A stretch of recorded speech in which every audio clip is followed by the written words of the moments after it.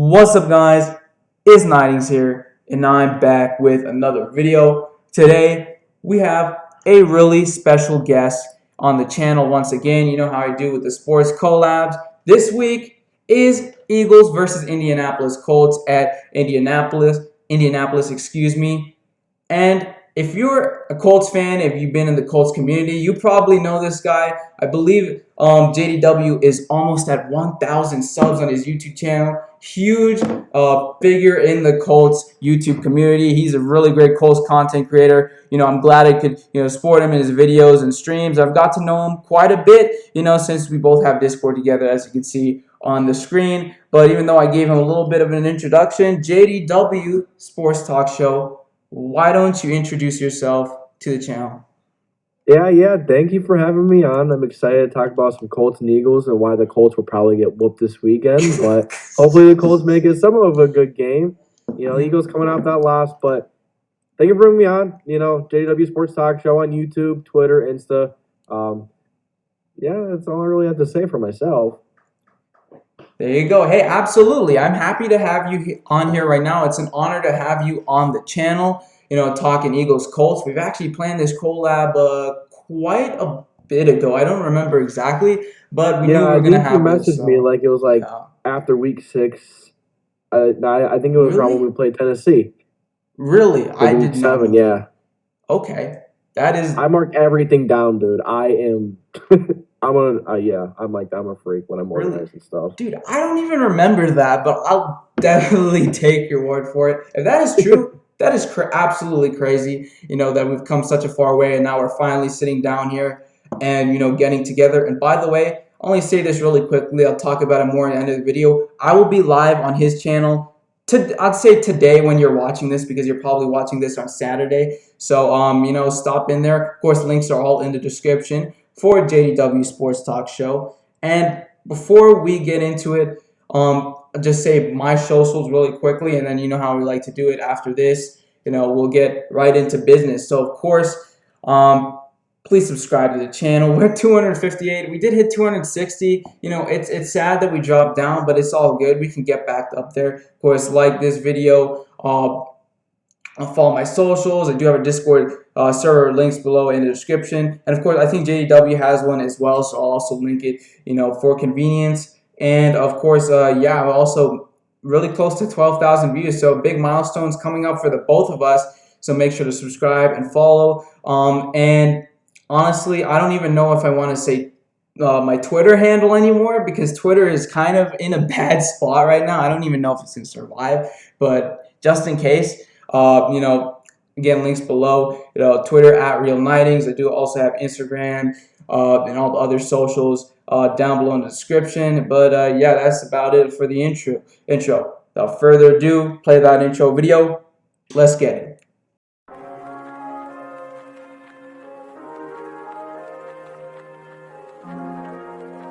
And he's trying to extend. Touchdown! Philadelphia Eagles on Jalen Hurts!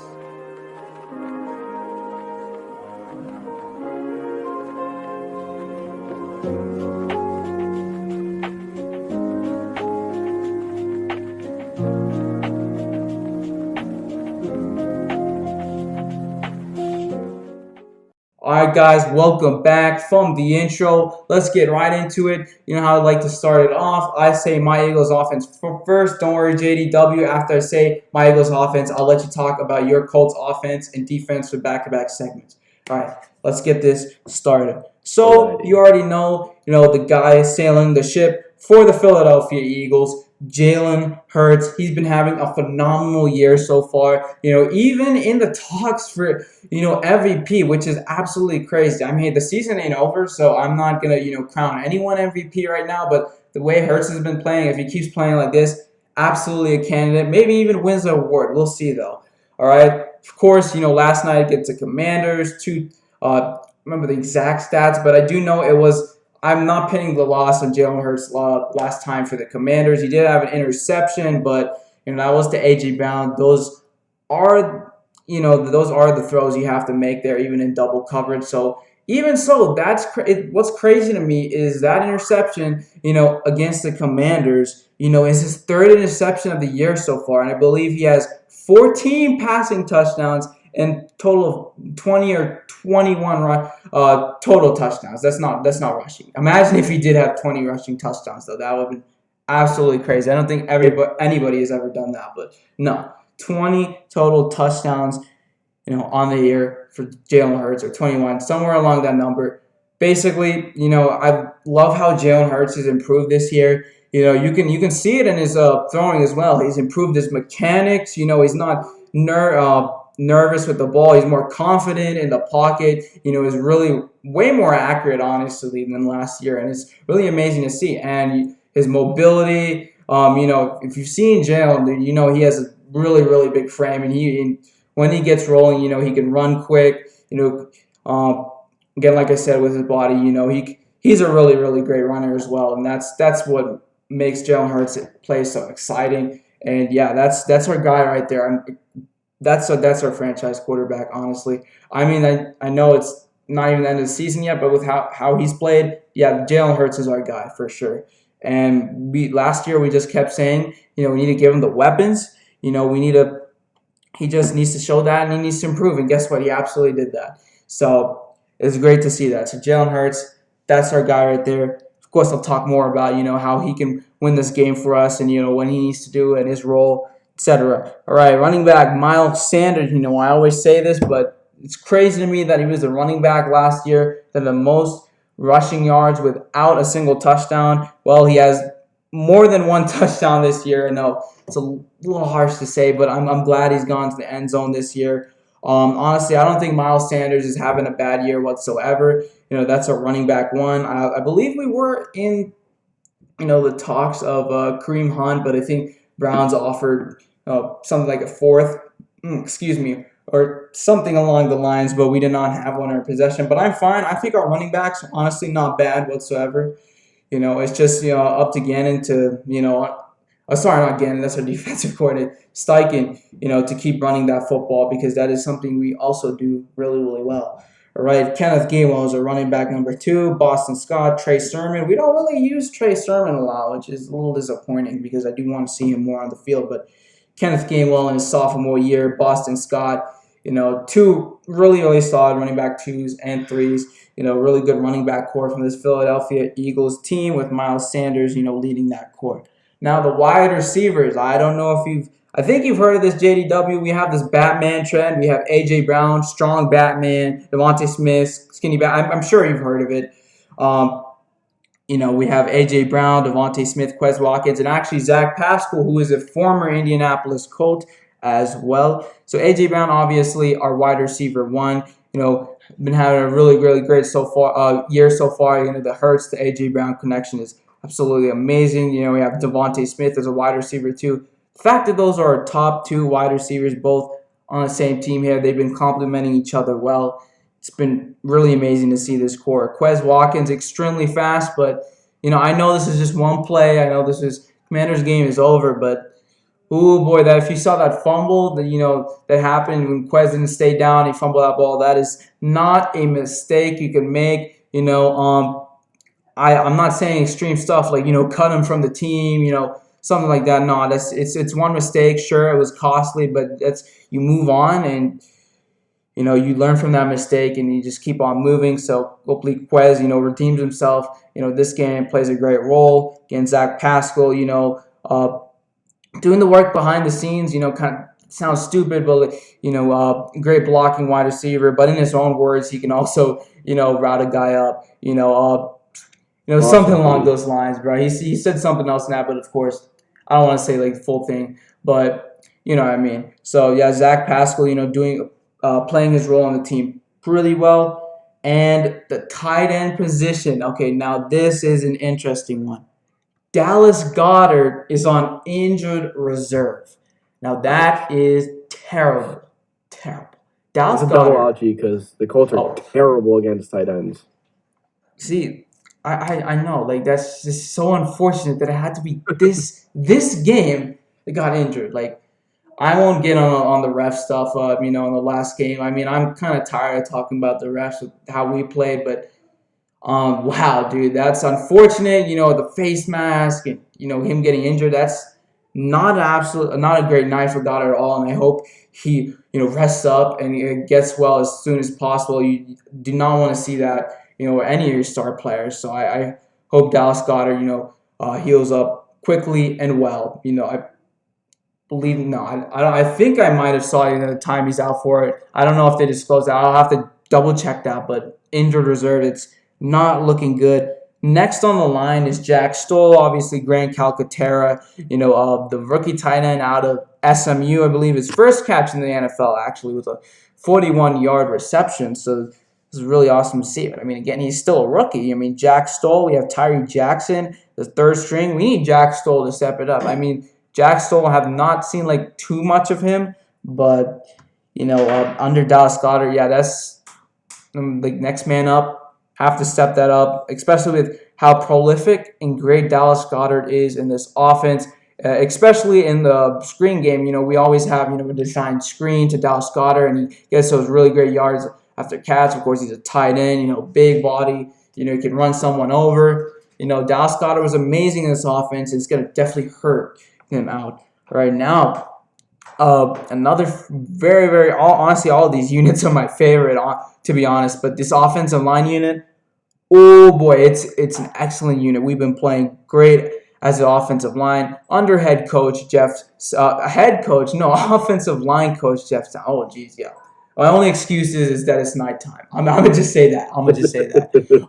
But yeah. Under offensive line coach Jeff Stowlin, Jordan Mailata, left tackle, if you know his story, 7th round pick, was an Australian rugby player, and he made that, he's absolutely huge, but the offensive line position in the NFL, that's hard to get used to and learn, and, he learned that, I wouldn't say quickly, but, he learned it well. He's absolutely great left tackle, he's really consistent with that side, And it's great. It's great to see Jordan Mailata and the story he's had, and being in a great NFL team, and contributing his role. All right, Landon Dickerson, is a rookie last year. I said, hey, if this guy stays healthy, he's going to be a really, really nice piece of this team. Also on the left side with Mailata, both of them been playing really well. You'd love to see it. Jason Kelsey. One of the, if not the best center in football. I don't know if you can really argue that. Even if you think he's just one of the best and not the best, can't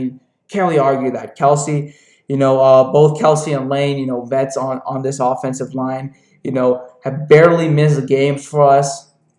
And, it's amazing to see them. I'm going to be very sad, the day Jason Kelsey decides to retire from this team. He is honestly a Philly icon. I'm going to just say that.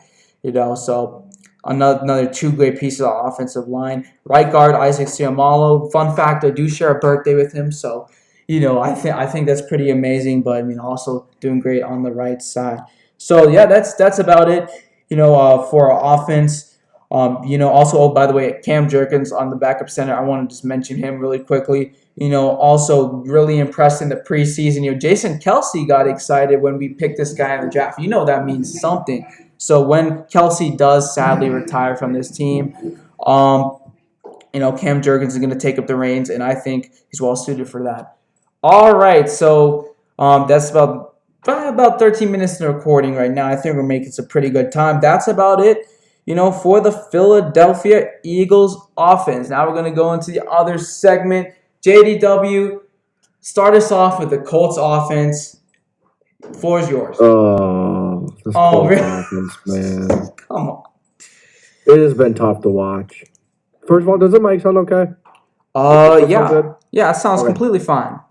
All right. I thought it was messed up or something, but this offense has been terrible for majority of the year, and I think a big reason was Frank Reich wasn't getting this team ready and prepared. This team never came out with any emotion, never came out with any type of being prepared. Team never being excited. And, Jeff Saturday changed that with the offense, the whole team mainly. But the offense just looked different. It was a real surprise to see Matt Ryan trot out onto the field and not Sam Ehlinger, because they didn't really say anything about it until the day of, until it just happened. No one knew it was going to happen. Matt Ryan played good last week. Didn't fumble, didn't throw an interception, and the offensive line played better. The wide receivers played decent. Michael Pittman Jr., I have a big issue with you right now. Yeah. You've missed quite a few big plays last few weeks. You've been making very negative plays in the fourth quarter. Late in the fourth quarter. Fumbled against the Titans, which ultimately put the game away. You dropped a big-time Hail Mary pass, which you were open. Would have gotten you into field goal range to beat Washington, possibly. Now you fumbled again. You're lucky that someone else jumped on it, but fumbling's got to stop from your best weapon. Michael Pittman's got to get that figured out. So Michael Pittman, good, but he's kind of on that list right now of players you're not too happy with who should be performing well, and the guy that's probably going to want a contract soon. So you want that contract, better stop fumbling. Better start making those big plays if you want to be paid big boy money. You got Paris Campbell. Paris Campbell has been as consistent as they come. He's had plenty of games with at least 4 or 5 catches. Whenever this guy gets the ball, he's making a big play, especially if the ball's handed off to him on a sweep. Just get him the ball and he will make a play. We used to have 2 of those guys, Naheem Hines. The Buffalo, it kind of sucks that we lost him. Yeah. But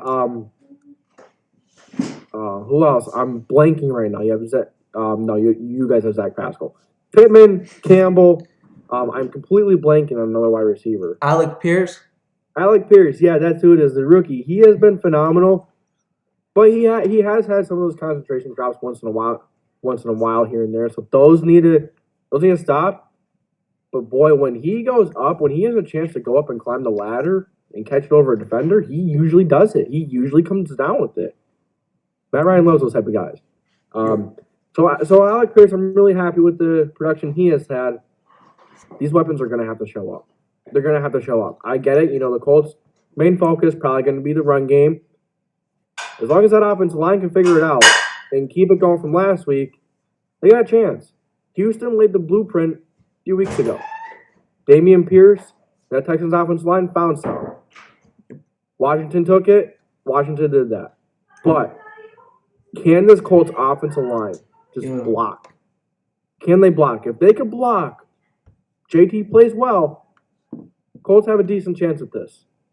Matt Ryan can't fumble 3-4 times a game. So the offensive line, big time key. You know, the offensive line needs to play well. They don't play well, that Philadelphia Eagles D-line rotation will kill you. Will kill Matt Ryan. Will put him into retirement permanently. That's how fierce, that's how rough that Eagles defensive line is. And not just the first 4 guys. You got Hassan Reddick. You got a lot of people on that line. It's Fletcher. Hey, how has Fletcher Cox been? Has he really been, or has he just not been what he used to be? I'd say he's not really been how he used to be. He's not that Fletcher, you know. Kind of. Yeah, kind of heading into that twilight.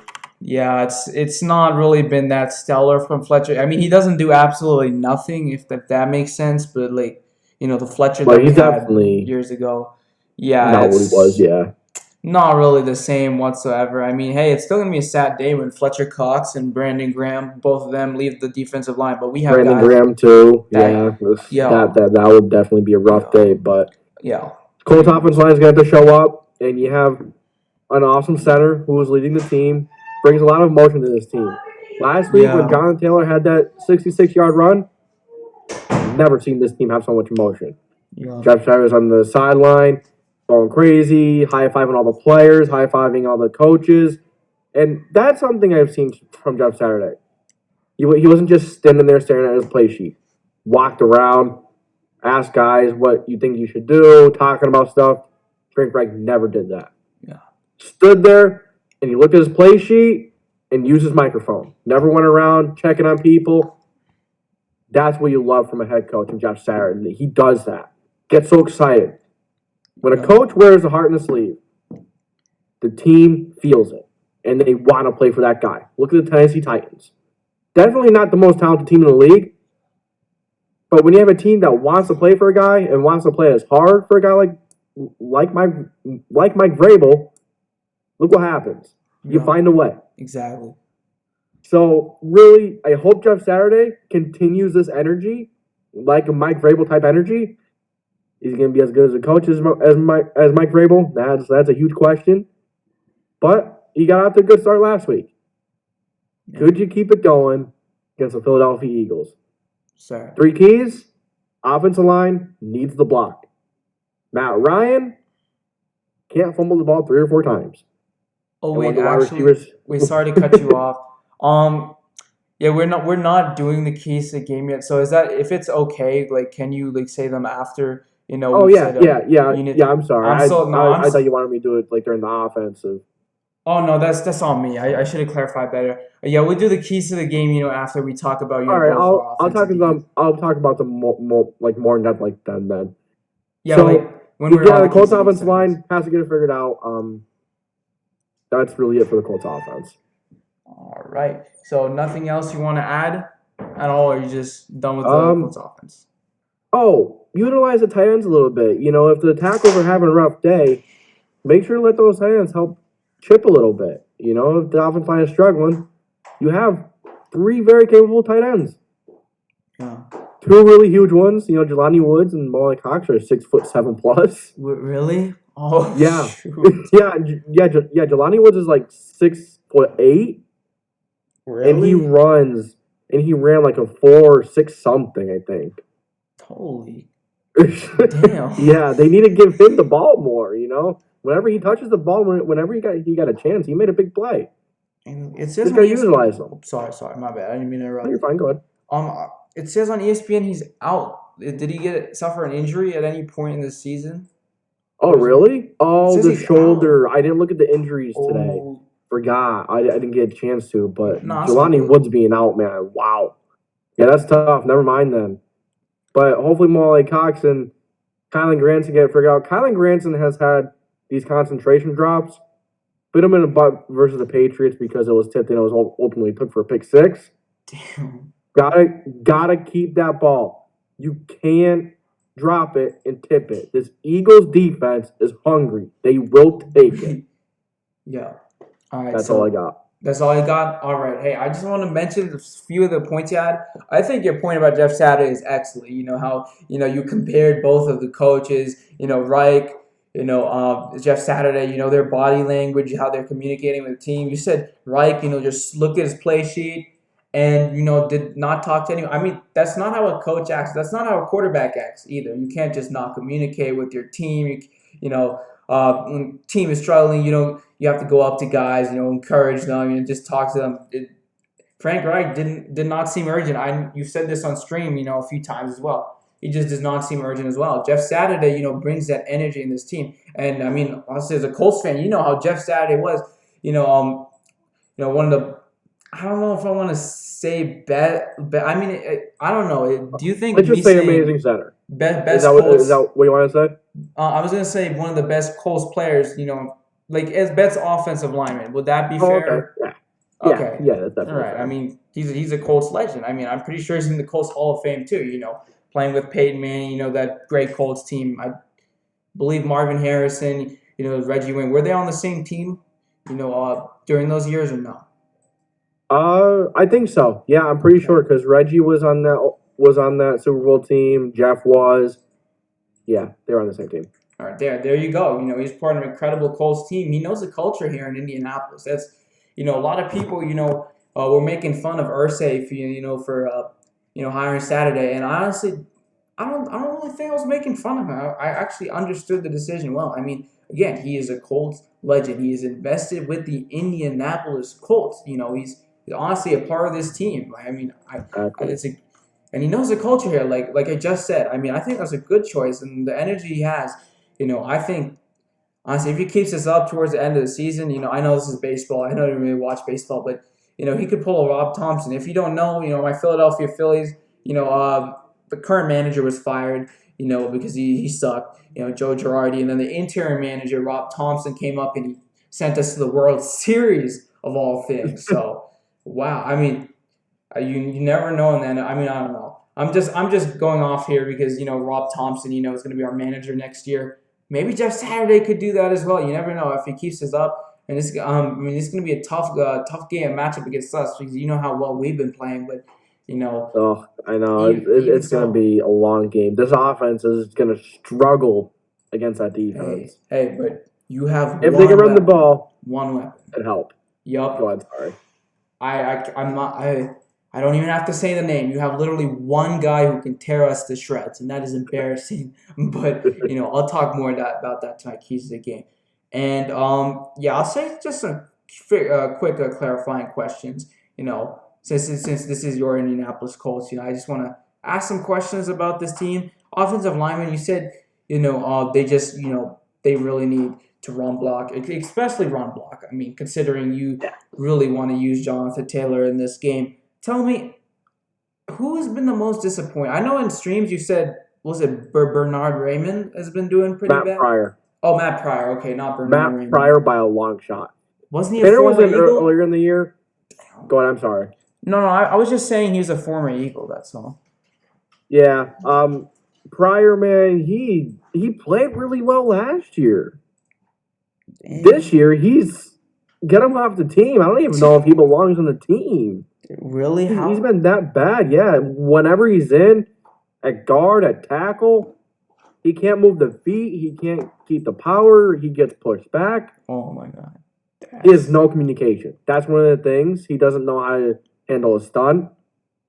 That kind of falls on Ryan Kelly, too, because he has to communicate. But when I was watching the tape, I've seen many, many times Braden Smith looked bad because Matt Pryor was supposed to take the guy because of the stunt or whatever. Matt Pryor didn't take the guy. Makes the whole offensive line look bad. It makes Braden Smith look bad. Matt Pryor just doesn't have it. Doesn't have it. That's how bad he's been. Go ahead. Oh, I was just saying, is that how bad he's been? Like, he just... Yeah. I wouldn't mind if he wasn't on the team. No. Wow. I don't even know if he could be a solid depth piece at this point. Really? You don't think he'd be a depth piece? Yeah, that's how bad he has been, man. Damn. All right, so I assume, one of the Colts' targets this offseason is, finding a replaceable, or at least, a guard to replace Matt Pryor for that right side, I would assume.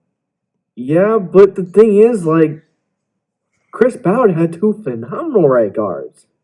You let Mark Lewinsky go for, I think he signed with the Giants for $2.5, $3 million. If it was more, it wasn't a lot. And he was an amazing player. Yeah, he was maybe the weak link. But the saying is, never know what you have till it's gone. Yeah, Chris Ballard is realizing that now. He's very cheap. Yeah. He wants to give his own guys a chance. At first it was Danny Pinner right guard.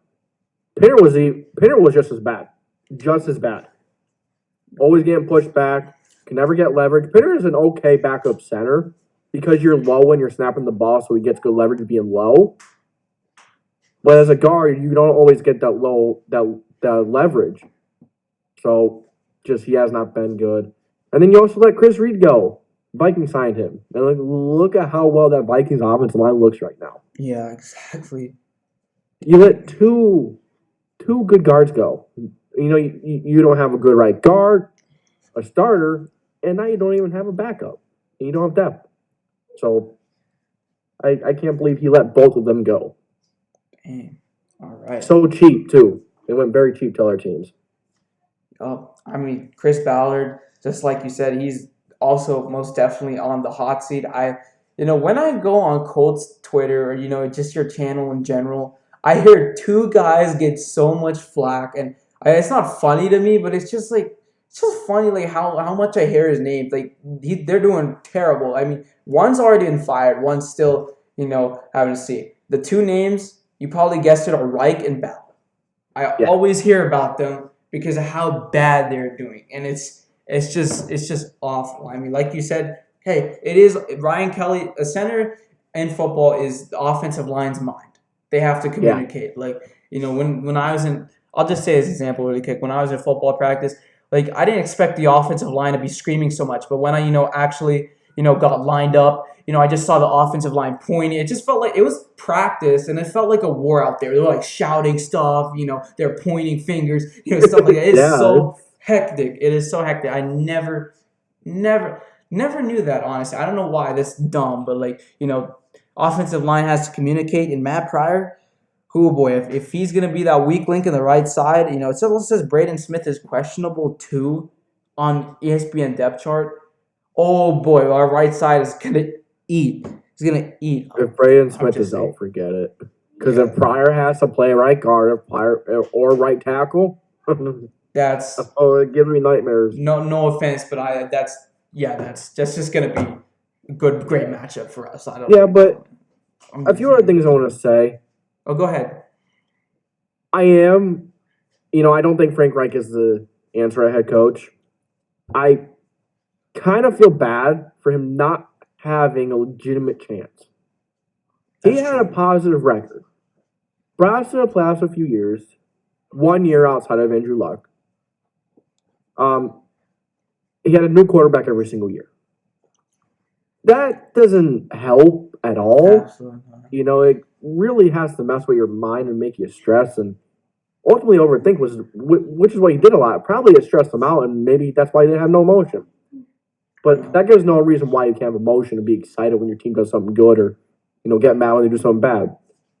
But him going through 8 different quarterbacks in the last 6-7 years, not easy on any head coach. That's very true. Yeah. So that's where that's where a lot of the blame goes to Chris Ballard as well. He's paid premium money to non-premium positions and has band-aided positions like quarterback, cornerback, left tackle since Anthony Costanza retired.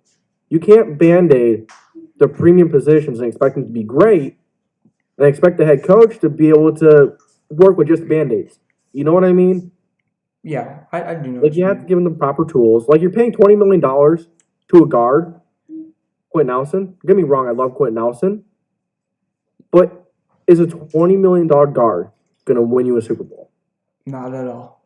Is a $20 million linebacker. I know I've had a lot of flack for this with Darius Leonard. Is a $20 million linebacker going to win you a Super Bowl? Nope. You got to have guys around him. Yep. And then Chris Ballard skims out on the important positions. Yeah. Incredibly dumb. And also, Shaq Leonard. Yeah, Shaq Leonard. I think he's fine with being called Darius, but just for reference, I'm just going to call him Shaq, if that's okay. Yeah. Yeah, you're fine. All right. Shaq also middle linebacker. It's an important position, but $20 million. I mean, I do agree with you. I mean, what's the point of having a defense with Shaq Leonard, of course, again, middle linebacker, really important part. That's the quarterback of the defense, if you want to say it like that, because he's communicated with the entire defense. Extremely important, but honestly, before the season, I really liked how your defense looked. Sure, it was it was perfect defense, but I saw you guys had a lot of good pieces. In every unit, but it still is not enough. I mean, it's fourth in yard. This defense is fourth in yards allowed. Fourth? Yeah. No way. Without Leonard. So that goes to show how important is a linebacker. That's true. Even if the thing is, he allows he forces so many turnovers. That's where I could kind of get with spending that much, but it's still a lot. Yeah. And he has never played a full NFL season. Is that really true? Yeah. Oh my God. Every season he has missed at least 1 or 2 games. Yeah, I mean, when I was watching Colts Hard Knocks in season, I absolutely knew his injury history. I know he's been struggling injuries for quite a while, but I never knew that. That is crazy to me. How he just never lasted for the NFL season. By the way, just really want to quickly say 33 minutes on the both offenses alone. If this takes an hour, this takes an hour. We're having a fun chat right now. But yeah, we are. Since we're talking about the Colts defense, the next segment is coincidentally Colts defense. So why don't we just segue into it anyways? Let's talk about the Colts defense if you can. All right, so Colts defense has been the heart and soul of this team so far this year. It has been the lone bright spot. If there's no defense, the Colts don't have a win. That is the truth. Maybe except for the Jaguars game in week 7 or week 6 it was. That was a game we scored 34 points. I don't know how we scored more than 30 points in the game. I don't know, but this defense has been phenomenal. Without Kwity Paye, the run defense has really struggled. We don't have Kwity Paye. Because I think he's questionable. If we don't have Kwity Paye, It says he's out. oh, Oh my God! Here, I'll double check. But here, hold on. You can keep no going. Kwity Paye. Okay, That's bad. hold on a second. Kwity Paye. We have Grover and DeForest in the middle. That's an amazing defensive line. Yeah, Two punch. I got bad news. Colts Twitter account says we have ruled out defensive end Kwity Paye and tight end Jelani Woods for Philadelphia Indy. So he is not playing this game. That is not good because, well, even though they did good last week without Kwity versus Josh Jacobs, they did pretty good. Yeah. But you're playing a whole different animal in Jalen Hurts, in Miles Sanders, and then they have weapons out the wazoo. This defense without Kwity Paye might struggle because I always say the first thing you need to have a solid defense in the NFL, you need to be able to stop the run. If you can't stop the run, the offense could do so many different things that it's going to keep the defense on the heels. It's going to make it very difficult. On top of that, you can't stop the run, you get fatigued. And if you don't know what they're doing and you're already struggling, then you get fatigued. Not good, especially when you're playing Hurts, who could run around back there forever. You have A.J. Brown and Devontae Smith, two incredible weapons. No Dallas Goedert definitely helps. But if the Colts can't stop the run, this offense is going to have limited possessions as well. So this defense needs to figure out the run. DeForest Buckner and Grover Stewart are amazing on the inside. You have other guys like Ngakwe, but he is terrible against the run, so that doesn't help. Yeah. Very good in pass rushing. Run, horrible. Yeah. No Tyquan Lewis, he's on IR. He's out for a year. He had some kind of injury. I don't remember what it was, but we do have a Fido Dangbo, Ben Banagu, he might play a little bit. And we have Deo Dangbo. Deo has been, and Afidi, they've been a solid duo. So if they could have a decent game on that edge there, I think we might be okay. But the presence of Kwity Paye on the edge is elite in the run game. Pass game, not as elite, nowhere near elite. Run defense, elite. Stephon Gilmore, let's go to the secondary. Stephon Gilmore has been very good. I've not had an issue with him. He's had a few plays here and there where he's been bad, like when he was mocked by Terry McLaurin. Yeah. That was difficult to watch. You know, you were paid a lot of money to come here and not let those plays happen. Last week, you didn't let Devontae Adams score a touchdown. You threw it up. Didn't let Adams get it. That was good. Yeah. Isaiah Rodgers finally listed as a starter. So sick and tired of Gus Bradley, a.k.a. Mr. Clean. That's what I've been calling him. Wow. He has been putting Brandon Facyson out there. And he is terrible at tackling. Gets beat every week. Now, Brandon Facyson fits the defensive scheme better, because of his skill set. But Isaiah Rodgers is just so much more electric. He has a lot more speed. He plays with heart.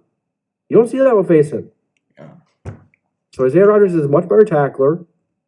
And that dude, he has amazing ball skills for a corner. There's been so many times where he has been beat on a route, catches up because of his speed, and finds a way to pick it off or something. He's a big-time playmaker.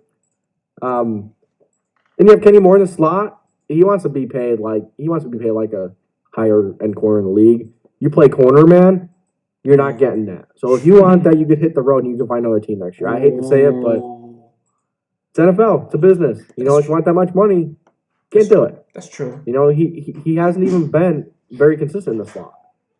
So if you want that much money, you got to do your mind.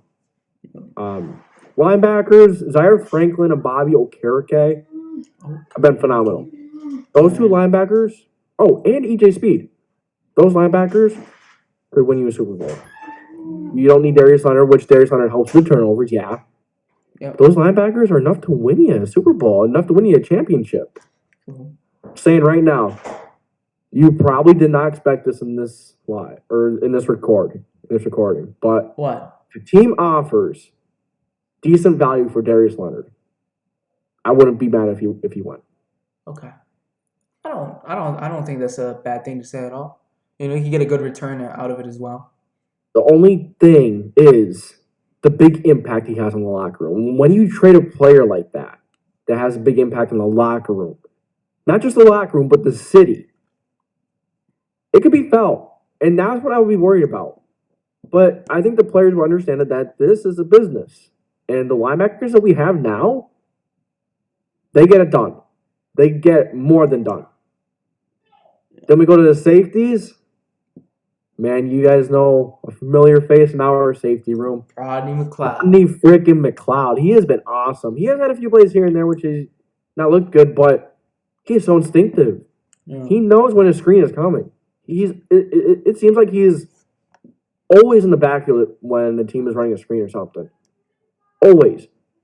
You know, you can tell he has that veteran leadership. Love Rodney McLeod. He is a great veteran presence, and not on the field, but the locker room too. Decent player too. Solid player. Oh. Julian Blackman has been solid. Been a very good safety. Ronnie Thomas has been playing safety once in a while too. Nick Cross, haven't seen him much. I'd like to see him more. Gus Bradley runs a lot of three highs, three safeties. Just have not seen Nick Cross at all, and he had an amazing first week. Just disappeared. Yeah. But that's mainly the Colts defense there. All right.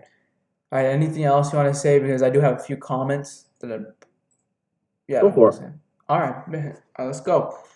All right. Yeah, so just first want to point out, you guys do play a 4-3 defense, same as us. That makes things a little more easier in my mind. So 4 defensive line, 3 linebackers. All right. Obviously you got your Ed Rogers, Quiddy, who is actually out for this game. That is terrible. We have a Deo. Look, I called you like a while ago, and I actually talked about this same team before the season with you, and I still don't know how to pronounce his name, so I'll try my best. Deo Odeyingbo. I tried. That's that's basically it. Okay. Deo Odeyingbo. Yeah. All right. That's the only time I'll be pronouncing it because I don't know if I can do it again. So I'm gonna just leave it there.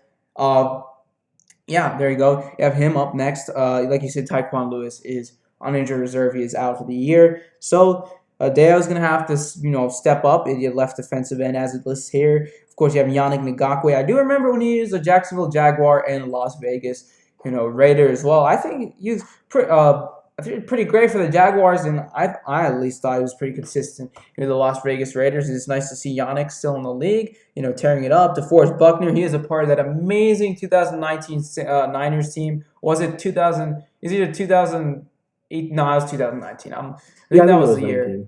Yeah. So, yeah, that was an excellent Niners team, and DeForest Buckner was a part of that. If you remember, in that great Niners defensive line. And, it's nice to see him as well. Grover Stewart, DeForest Buckner, 2 great interior defensive linemen. But, still with Kwity Paye being, out and next guy up, I still want to attack the run here, which I'll talk about more. But, really solid defensive front for, Indianapolis. Like you said, Bobby Okereke.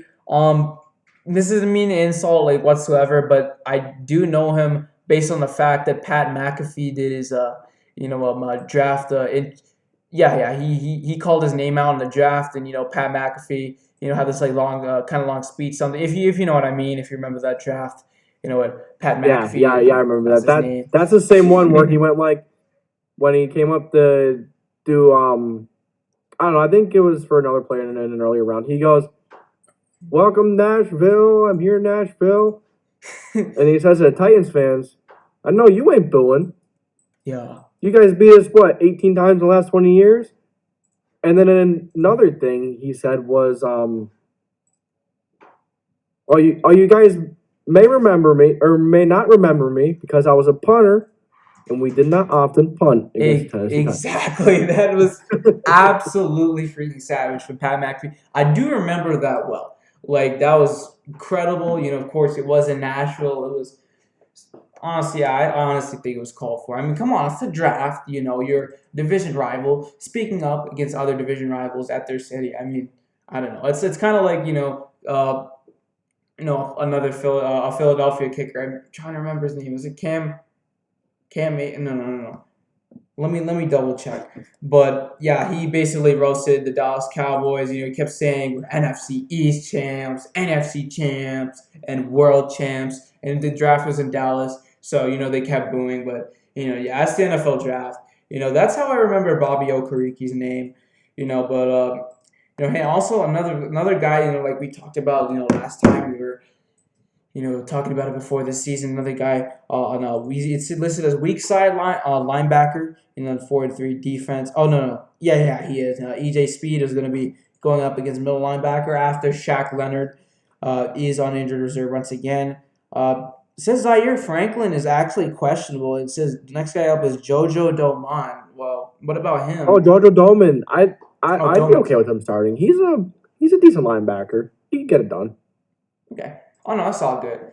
But yeah, okay, that's good to know. I mean, I honestly this defensive front with the 4 defensive linemen, 3 linebackers does not look bad whatsoever. And you even said, there are also some guys who could, provide good run support. You said, yeah, some guys provide good run support. However, pass rush, they struggle, stuff like that. So, pretty diverse, for all of it. And yeah, it looks solid. I mean, I remember Kwity Paye was that first round pick. I don't remember which year, but I do know he's a high draft prospect during that year, and he landed in Indianapolis. And yeah, however, he's out for this game, so that is definitely gonna hurt that run defense for Indiana. I mean, your corners and secondary, Stephon Gilmore. If you remember how his Patriot years, wow, he's one of the best, if not the best, cornerback in the league when he was a New England Patriot. Then it's don't mean to say this insultingly, but he's kind of lost a little bit of relevance, after he's gone to Carolina than Indy. I mean, don't get me wrong, he's having a great year so far, but that's honestly, not what he was. Yeah, not the same New England Patriot, play he's had. It's just I've not really seen that much from him. But I mean, the fact that he's still a starting corner in the NFL and he's still doing pretty good this year, I mean, not many people can do that. So. That says something. I mean, Kenny Moore says it listed as left corner, but I mean, I assume he's also in the slot, like you just said. So yeah, he mainly plays slot. Okay, fair enough. Brandon Facyson, by the way, also a Las Vegas Raider. I believe former Las Vegas Raider. So that's cool to see. Ronnie McLeod. State of Las Vegas. Yeah, yep, exactly. Oh man, that Las Vegas team disappointed me so much. That was such a great built team. I had offensive line worries for them, but the offense looked completely solid. Like I thought Derek Carr, was still the guy, and he was reunited with his former college teammate. Nope. It's just Derek Carr is literally how do I put this? A statue in the pocket. He cannot move in the pocket to save his life, which is absolutely annoying to see because he gives up a lot of sacks that way, and it's not good whatsoever. But it is what it is. Maybe the Raiders can't save their season, though. We'll have to see. But, excuse me. Ronnie McLeod, of course, former Eagle. By the way, I do remember last year I'm pretty sure he sealed the playoffs for us against that Washington game. We got the game-winning pick, then the 49ers won, then the Packers won, and then we clinched.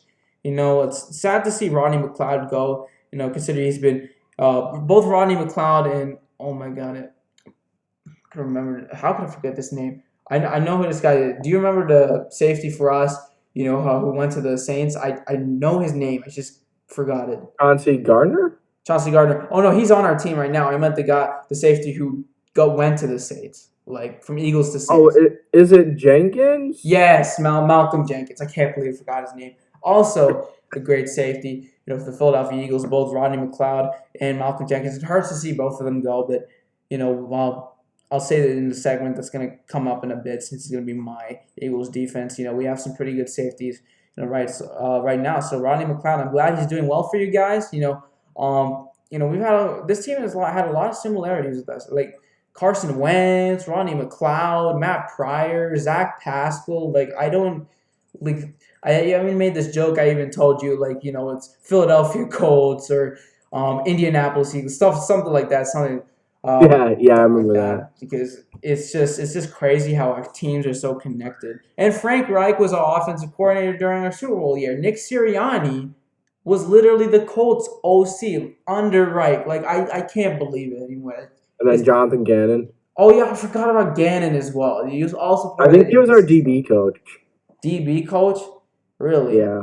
Damn. All right. That's.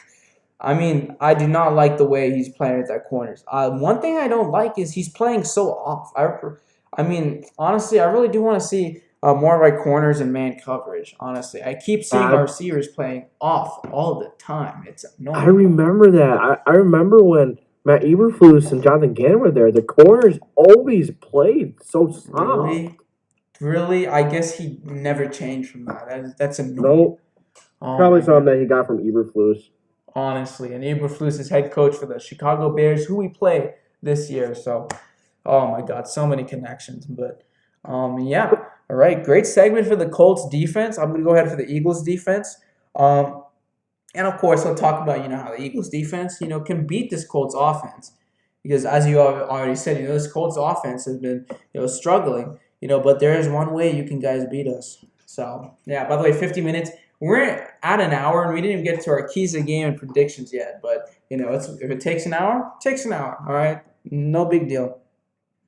All right, so let's start with our defensive line. We also play a 4-3 defense. You have Brandon Graham, a left defensive end, and right defensive end Josh Sweat. Who's really, really impressed me these last season, right now this season so far. Really love him off the edge. You got interior Fletcher Cox, Javon Hargrave. Javon Hargrave's not been absolutely stellar, but he gets the job done. I think he had a breakout year last year. I really love what I saw from Javon Hargrave last season, and honestly, I really do want to keep Javon Hargrave. I understand if fans just don't want to re-sign him, etc. But I honestly think he's a great piece for our interior defensive line. Obviously, you have the big elephants in the room. I haven't even got to Robert Quinn yet. That Robert Quinn is behind Josh Sweat. The depth on this D line is absolutely excellent, and we're not even talking about the starters, dude. This defensive line rotation, absolutely perfect. All right, but yeah, if we got Ndamukong Suh on this football team. Cannot believe it. You have Linval Joseph as well. By the way, defensive line is getting up there in age. All right, I'm not even gonna deny that. All right, but we've got Jordan Davis who's on injured reserve. When Jordan Davis was on the field, run defense was way better. When Jordan Davis was on the field, other teams, honestly had a lot of trouble. Trying to run the football on him. I know it's just one He's guy, a monster. but yeah. He's an absolute monster. I do agree with you. He makes Fletcher Cox look small. How does that even humanly possible? I don't even know. All right, he's a freak of nature, dude. I love Jordan Davis on this team. When you drafted him, and Nakobe Dean as well. We barely seen him, but I wanted Nakobe Dean in the first round with injury issues, and we still got him in the third round. Excellent draft. Then we got AJ Brown that draft. By the way, you're welcome. We got him off the Titans for you guys. But sadly, you guys do have to play him this Sunday, so it is a double-edged sword. I guess you don't have to play him twice a year now, so you guys are welcome. For Once that. every 3 or 4 years. Yeah, over twice a year. Yeah, I definitely take that if I was in that position. But no, I'm joking. All right. Of course, again, like I just said, Linval Joseph, who is really old. I don't mean to be salty or anything, but he is old. Okay, but we needed the depth. Okay. Jordan Davis again in reserve. 34. Yeah, he's 33, 34. I mean, NFL players, extremely healthy, in great shape, but that's still too old for. I'm not too old, but have a lot of defensive linemen in their 30s is a little bit worrying, for signs of the future. But no, we have some young guys like Milton Williams. I do remember we got him in that Devontae Smith draft. I don't remember, the year. Jordan Davis as well. Marlon Tui Pelote, who is also really young. We got him in the draft, I believe. So, yeah, we have some guys, that can step up. When the defensive linemen just get too old, retire, go to another team. Yeah, so that's all I really want to say about that defensive line. How about Derek Barnett? Isn't he? Oh, my bad, man. Yeah, that's a great point. I completely forgot about him. Derek Barnett is actually on injured reserve. He's not seen the field at all. Derek Barnett, my big issue with him is penalties. That's literally it's bad. It's bad with Derek Barnett. I even saw Sirianni, it was a lip sync thing. I even saw Sirianni, mouth. It's always him after Derek Barnett got a penalty. It was bad.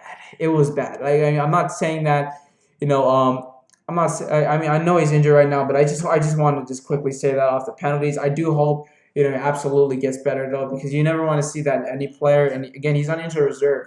I forget if he's out for the entire year because I've not seen him like at all this season. I mean, I've seen a little bit, maybe the start, but other than that, no, not at all. So I hope he gets better. But yeah, the big stickler I have for him is the penalties. It's absolutely wild, But yeah, that's any more questions you have for me in the defensive line?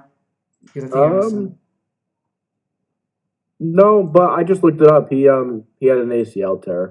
ACL, I do remember that. Yeah. He is out for the year. All right. So yeah, thank you for reminding me about that, by the way. I completely forgot about Derek Barnett. By the way, he's also an edge rusher, that defense. So how about your linebackers? What are your thoughts on your linebackers? I love our linebackers. I'm not even joking. I like TJ Edwards. Absolutely. TJ Edwards has been having an excellent year this year. I don't care what people say. He's been doing great in pass coverage this year as a middle linebacker. Dude, I have no issues with TJ Edwards. Kaiser White has also been playing really consistent. I was so excited for Kaiser this season. He could do it all as a linebacker. He's very versatile. That weak side linebacker spot. And then you got Hassan Reddick. Most of the time, Gannon, how do you say this? I know he's a strong side linebacker, so he's off that edge. So most of the time, Reddick rushes to the quarterback. Yeah, I don't know how to put that right now, but you know what I mean. He goes on the line and he's off the edge. Yeah, there you go.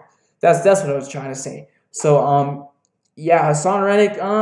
Most of the time, sometimes he's not really that consistent and disappoints you a little, but he's had games where he absolutely popped up and he gets on fire.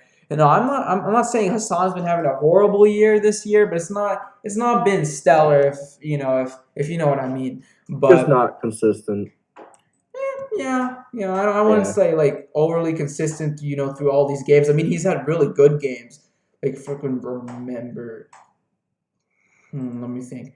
I mean, he has had really good games. He's got multiple sacks. And he, all off the edge, but he hasn't done that every game. So Hassan Reddick, I don't have a lot of problems with him, but I don't really have a lot of praise, to really go for Hassan Reddick if you know what I'm talking about. But yeah, I mean, linebackers are still doing really great. I mean, Sean Bradley, he's more of a special teamer. Nakobe Dean behind TJ Edwards, I think that's the right choice. I mean, he is a rookie. I mean, I don't want to rush him.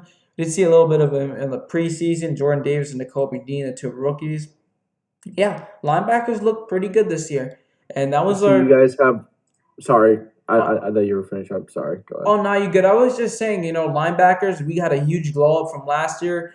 Remember, can I even remember a linebacker? I do remember one, Nick Singleton. He's a Denver Bronco. I really like Nick Singleton. I thought he was really underrated, but that last year with us, Nick Singleton was horrid. So I'm honestly kind of glad he did go to the Denver Broncos. No offense to him, but what was that question?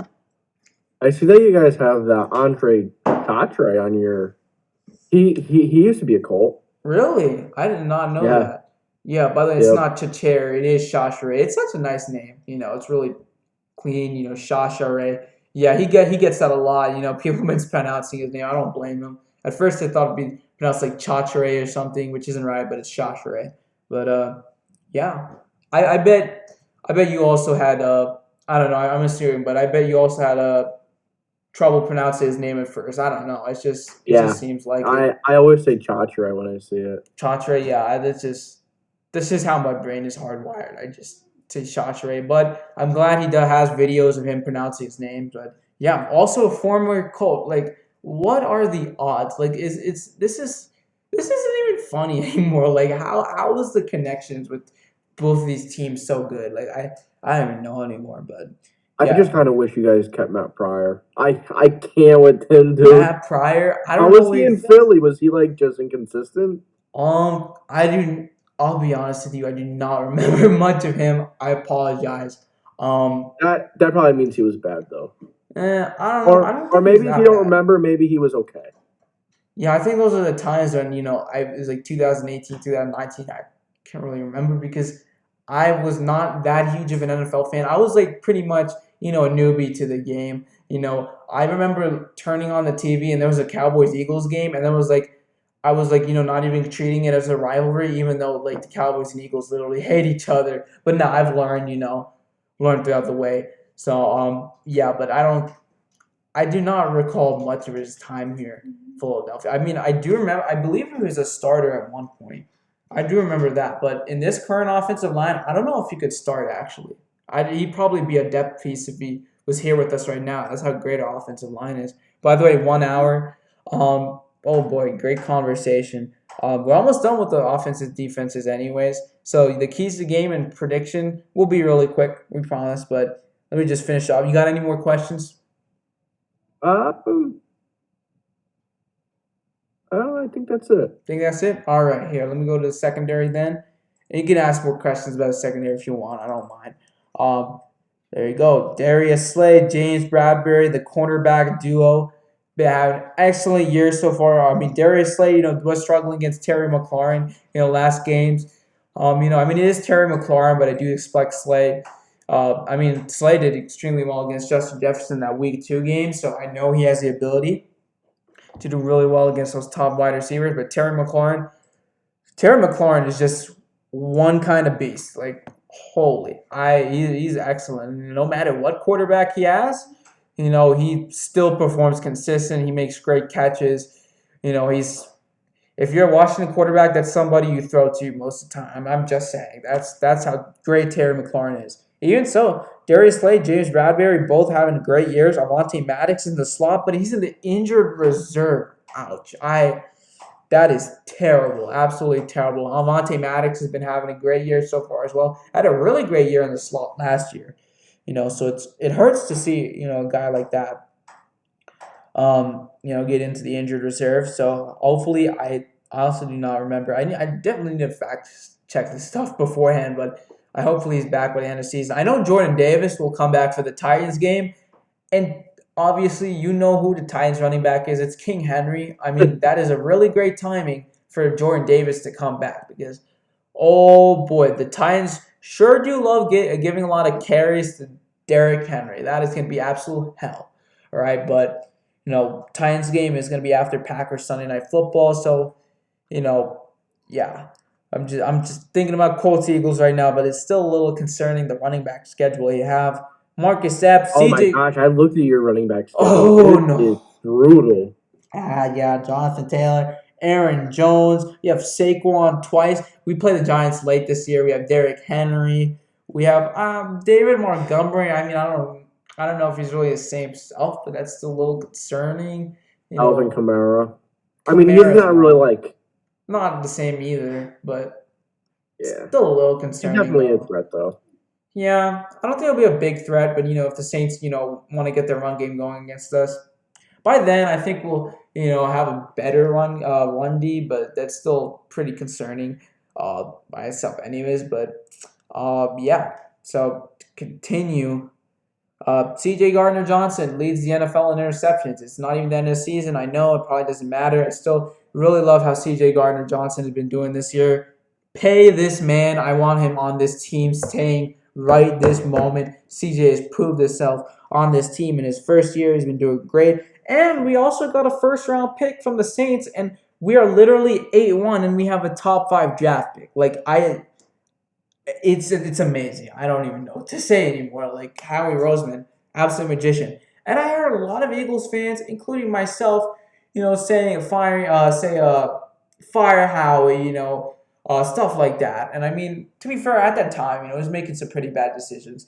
He's always been a salary cap guru, and he's completely redeemed himself this season. So yeah, great stuff, Howie. And you got Marcus Epps too. Has also been performing really well. With C.J. Gardner-Johnson. And yeah, you said Michael Pittman has been struggling. And guess who his next corner matchup is going to be? Darius Big Play Slay.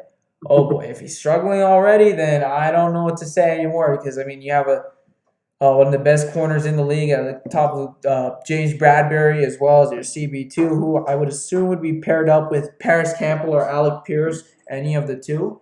So, boy, this is going to be a really great cornerback core you guys are going to go against. So, And I know your main focus is going to be running the ball, but Howie also helped out on that aspect as well. You saw him on defense was struggling. He went straight to the market. Boom. Signed Ndamukong Suh and Linval Joseph. Yeah, the free agent market. If you know what I meant. But yeah. So that's how he wants to. It's not even how he wants a ring. He's already got a ring. He wants that second ring, absolutely. 2017 is awesome, but yeah, now's the time with how we're playing. If we keep playing like this, honestly, and we rebound from that Commanders loss, I don't know about Super Bowl just yet. Again, this team is excellent and one of the best teams in the league, but I still don't want to jinx anything. I'm still going to wait for the season to be ending, but I've clinched us already in the playoffs. Right? We're 8-1. We're doing great. Our second half of the schedule is not like very hard, but I think we absolutely clinched the playoffs. Maybe I don't know which week to be. No, I wouldn't know what week we would do it, but I would assume maybe 10, 11, 12, somewhere along those lines. I don't think it's going to be this week at all. That's not possible, but. We're definitely going to clinch the playoffs. It's just a matter of, if we're going to get by our first round, be it the wild card, divisional, stuff like that. But, and of course, that offensive line, like you said, right side, I believe Josh Sweat and Javon Hargrave are the guys there. Oh, boy, and you got Hassan Reddick, off the edge, too. Matt Pryor in that right side is going to have a tough week coming for them, if they continue to struggle like this. But, yeah, we'll see. All right, so any more things you want to add or ask questions about, and then we'll go into the keys to the game. No, that's really it. All right, let's do it then. So since you had back-to-back segments, I'm going to go ahead and say my keys to the game. Again, minimum 1 offensive, 1 defensive for each of our keys to the game. So I'm going to just say mine right now. This is going to be really quick. And, yeah, should have planned this ahead, but, I'm going to have to think about this. Stopping the run. Stopping the run. That's a defensive key to the game. But that is most definitely going to be on there. I'm thinking about offensive right now. I've said this so many times, but I'm going to keep saying run the dang ball. It's going to be the same for the Colts, too, for both of our teams. It's literally just going to be run the dang ball. But for us, with the with Kwity Paye being out, that absolutely does hurt that Colts run defense, even if it's just one guy, on that edge, like you just said. Even so, though, I still want to see Sanders, Gainwell, Scott get consistent carries, and I still want the run game, to set the passing game, because we know Hurts is the guy. We know Hurts has been doing incredible at the passing game. Our passing game is doing excellent right now, but run game, really do want to see run game pop off this game. Especially in the circumstances here. That's pretty much my quick first offensive key to the game. If I do have a second one. Real quick. Go ahead. How about Devontae Smith, considering since Dallas Goedert is out? You think Devontae Smith is really going to have to step up? That's a good question. Honestly, I don't know about Devontae Smith specifically. You have a great point. You have since Dallas Goedert is out, he's been a primary pass catcher for this team, and Devontae Smith has to step up. I think Devontae Smith has been doing decent though. I don't know if he has to step up too much. I would assume, maybe Quez automatically has to step up because of course that mental mistake. That fumble mistake that he had last game. He needs to. Just wash away from his brain, forget about it, keep moving on. Zach, I don't know if Zach Pascal needs to step up per se, but I would definitely have, the Jack Stoll or Grant Calcaterra in a tight end position step up, and I think that opens up a little more things, for Quez and Zach Pascal. I don't think Devontae has to step up too much because I think he's been having a really great year, a consistent year so far. He kind of had a little annoying start to the season. He barely got targeted. Honestly, that was not good on Steichen's part at all against that Detroit game. But, he started to definitely improve along the way. So did that answer your question? I know it's a little broad, but I hope that answered your question.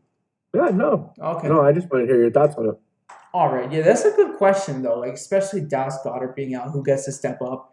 I definitely think tight ends behind Goddard. That's your next man up. You've been learning behind Goddard, especially the rookie tight end Greg Calcaterra. Oh boy, it's gonna be rough without Goddard, but offense, still looking pretty healthy. Besides him, I think it's still gonna be a great day offensively. It's just we need to be smart.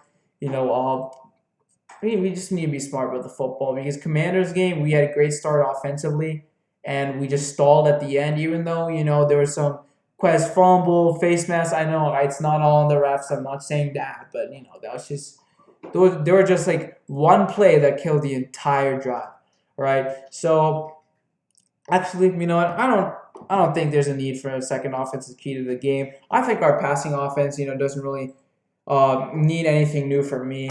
I think they'll definitely recover. I just still want to see us running the ball effectively. I'll just go to my defensive key to the game now. All right, this I have never really said this. Oh my God, I've never really said this before, and I've never really said we have to stop this guy. We must stop this guy before. I've never said this at all, but without JT, if you want to get JT hot and you want to give him carries, now's the time to do it. Because one thing I actually noticed is, you guys were, giving the ball to Matt Ryan. You know what I mean. Like, he has a lot of passing attempts. JT didn't get no rushing attempts at all. Like, obviously not. But, I didn't really like the ratio between, how you gave Matt Ryan all of these passing attempts. You didn't really go to JT that often. If you know what I mean. It's a little annoying, Yeah. You were just obviously he's the quarterback, right? But how I'm trying to put this in a way. You're not giving it to your superstar running back, and that just kind of irked me. I'm really trying to think of the word for it, but here it is. You're relying on Matt Ryan arm too much. Yeah. Like he's a quarterback. I absolutely understand that. That's obvious. Obviously, why you give him the ball. That's why he's there. I mean, a quarterback's absolutely needed, but like how Indy relied on his arm so much, it definitely annoyed me a little bit. So I mean, Jeff Probably Saturday doesn't have arthritis yet. arthritis. Mid-season. Arthritis from mid-season from throwing the ball so much. Oh my god, because of the offensive line, I would assume. Yeah, and then how old he is as well. That's true. Just Matt Ryan needs to hang it up soon. Like I thought he would be pretty decent for the Colts, but now he's just showing signs of aging and regression. I know he's old, but oh boy, that's a little frustrating to watch. Just saying, but there is plenty of blame for Matt Ryan. Fumbling there's no excuse. Their turnovers, a lot of the interceptions are no excuse. He's thrown into a lot of double coverage. that's true. But I think when you have an offensive line like that, how bad it was playing, I think that definitely affects him because he can't really move. Somehow, he had like a 40-some yard run last week. Did you see that? 40-yard run. Oh, I do believe I did see that. He had like a 40-some yard run. Yeah. But that's not gonna happen every week. That's probably his longest run of his career. Really? Honestly, I would not be surprised. He's not mobile at all. He's not those mobile quarterbacks. So. Right. So if you can't really move, and then the interior of the offense line, and you can't step up, he doesn't know where to go, and you can't really throw it away while he's in the pocket because it'd be intentional grounding. Depending, if he throws it close to a receiver, that stuff is weird. Yeah. They call that stuff weird sometimes, but it definitely doesn't make it easy on a quarterback like Matt Ryan. He can't move, and really the arm talent isn't what it was. Offensive line really has not made it any easier on him. Yeah. Exactly. That's why I'm honestly excited for this. Colts off. Like not excited for JT. Because like I just said, if you want to get JT hot, then you want to hand the ball off to your let's say superstar running back. Because last year, if you remember JT, best running back in the league. I know Derrick Henry is injured. Yada yada yada. Yeah, he was excellent that year. If you want to get JT hot, I mean you have him for a reason. Now's the time to do it. Because other than that, this Colts offense is struggling. You have the offensive line, like you just said. Ryan is just not the same. I mean, I remember 2016 doesn't even seem that long ago, and it's actually like what 6 years ago. That's when he last won MVP. That is crazy to me. That's just not the same 2016 Matt Ryan. So No. yeah, it's just frustrating to see this Colts offense. Like, I was so excited for this offense. I mean, you got your quarterback, who I thought still had something left in the tank, and I know it's not all his fault, but oh boy, it's not been looking good whatsoever. Michael Pittman, who I expected great big things from, has been struggling. Is going up against a very, very tough secondary. Offensive line, who I also thought was a really great unit, also struggling.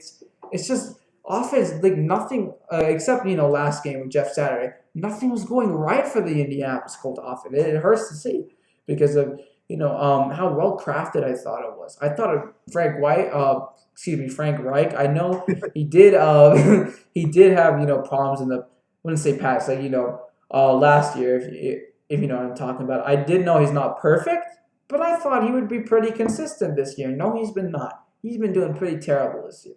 That's how. Yeah, before the season started, I made a video. Like, I don't know if you can tell, but I was really getting pumped up. I was really, really, talking this team up. Oh, I do remember that video. You were talking about, how didn't you talk about Reich in that video and how he? Yeah, Frank Reich is the thing. I thought that was one of the things that no one was really talking about. If Frank Reich doesn't get his crap together and find consistency, this team may not play very well. Yeah. And then the one moment you said something about it hurts to see this offensive line playing, I was so tempted to say, hurts, don't it? Yeah, hurts, don't it? Yeah. Wait, what do you mean by that? Oh, you remember the meme with the Jalen Hurts? And I think it was Aaron Rodgers? What do you mean? Oh, no, are you talking about after the Vikings game where he said hurts, don't it? No, hold on, I'm blanking right now. Maybe it was to Carson Wentz. Oh no, I think it was Aaron Rodgers and Carson Wentz. Carson Wentz goes blah blah blah blah blah, and then Aaron Rodgers goes hurts, don't it? Referring to Jalen Hurts. Did that happen? I think that's what it was. Did that happen? Actually, I've never. No, it was just like a meme though. Oh, okay, all right, I see. That is. I'll send it to you after, and then you'll probably remember. Okay, because maybe someone made a meme out of that. I might, because I know Hurts don't it. I think that was a phrase Jalen Hurts didn't write it himself. His a manager did on his Twitter account. He said that after the Vikings game. If you remember, that's when we went 2-0. And by the way, where the Vikings only lost 2, so that is really incredible to see. And I think we have a tiebreaker over them in the NFC, so we're still technically the best record in the league. Honestly, which is crazy to think about, but we need a win here to get that lead up. But yeah, I do remember Jalen Hurts saying that after the Vikings game. If you remember that great primetime game, there was also when the Bills destroyed the Titans, I believe, on Monday Night Football. If you remember that doubleheader, that was a crazy night. But so just to wrap it all up, stopping JT is a must. Okay, it is an absolute must. All right, Jeff Saturday. Honestly, this is really harsh to say, but he is already more smarter than Reich. I mean, I don't mean to say it that way, but Jeff Saturday is already doing things right. Reich just absolutely had no idea. So he had no emotion. He just seemed like he didn't care, didn't want to be there. Didn't care. Yeah. I honestly, what you're saying is the truth, because whenever I look at clips of him on the sideline, he has his arms folded behind his back. He's just looking there. He has the most monotone face with his headset. This may be a little harsh. Go ahead. But you know who he reminded me of? What? Adam Gase. Adam Gase? Oh, no. Gase just stood there on the sideline with no emotion, exactly like Frank Reich. That's exactly what he did. I do agree. I do remember seeing clips of Adam Gase like that. It looked like he didn't care at all. Yeah, he never went over his players to talk to them, see what's going on, all this stuff. Frank Reich never did that either. And he, I don't know. Yeah, Adam Gase, awful. He is terrible. Hey, Robert Saleh. Go ahead. Oh, sorry. Go ahead. No, you go ahead. Peyton Manning made him his money because Adam Gase was a quarterback coach when Manning had that 55 touchdown year. Really? Yeah. Yeah. What? Bro, how do you do that? Exactly. I don't get that. Like, okay, let's just think about this really quick.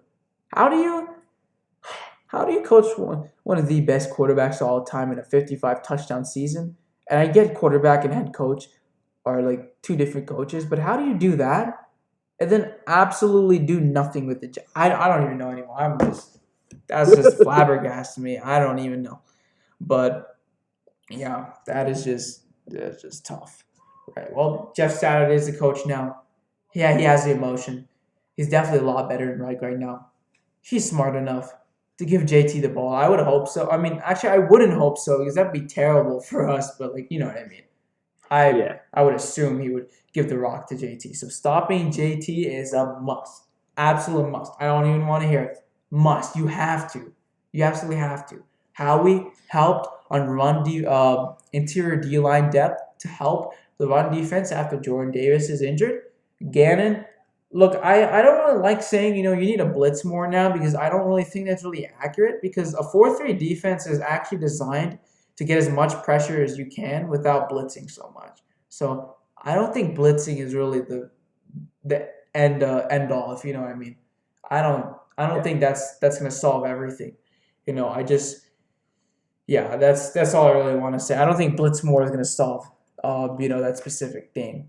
So I've heard a lot of people say it. If you say it, that's fine. I mean, I'm not gonna, like get mad at you or anything, but I don't think that's really the right term to use. I don't really think blitzing more would really help the run D. Again, let's. I'll say this for my third defensive. No, third key to the key to the game. Oh boy, second defensive key to the game. Gannon needs to stop with the soft coverage. Like you just said, right? Like Gannon as a DB coach with Eberflus, he played soft coverage all the time. I swear. It's annoying. It's annoying to see how the corners, play not very far off, but like just off the receiver in general. Like I genuinely want to see Slay play press man. Like just not just once. Like I'm just sick and tired of that soft defense. I believe who is that? Jim Schwartz. Yes, I remember our former defensive coordinator. We got mad at him when he played the soft six defense. It was an overdated, defense. He deserved to get fired. But Jonathan Gannon is definitely on the hot seat. He is definitely the talk of town right now. People are calling for his head. Head as in, a head coaching job. Sorry, not head coaching job, a defensive coordinator job. Yeah. People are saying he wants to be fired or he needs to be fired. So, hey, if he continues this and we, don't see much improvement or just, we see stagnant improvement, from the defense, honestly, I think he has to go. It's just a little annoying to see, Jonathan Gannon, the run defense still struggling where we had the run defense struggles last year as well, playing off of the receiver. I really don't like how, he does that all the time. And, it just allows for, great yards after catch. So, yeah, that is all for my keys to the game. By the way, almost 1 hour, 30 minutes, but we're almost done. JW, you just need to give us your keys to the game. Remember, one defensive and offensive key to the game. Go ahead. All right, so my biggest offensive key is the offensive line. Okay. If the offensive line can pass block decent, if they could run block, they're gonna have to run block pretty well for JT to be able to for room for JT. JT can make room too. He is a creator. He is a play creator. Yep. And if the Texans were able to play pretty well with their offensive line, I think the Colts have a chance. But it doesn't matter. You can't go off of what happened 2 weeks ago because this defense line is gonna be mad, especially after what happened last week. They're gonna be mad, be angry. They're out for blood. So this offensive line better be ready. And the reason why that's my number one key is because that leads to number two key. Matt Ryan can't throw 2 interceptions. He can't fumble the ball 3 times. Can't do that.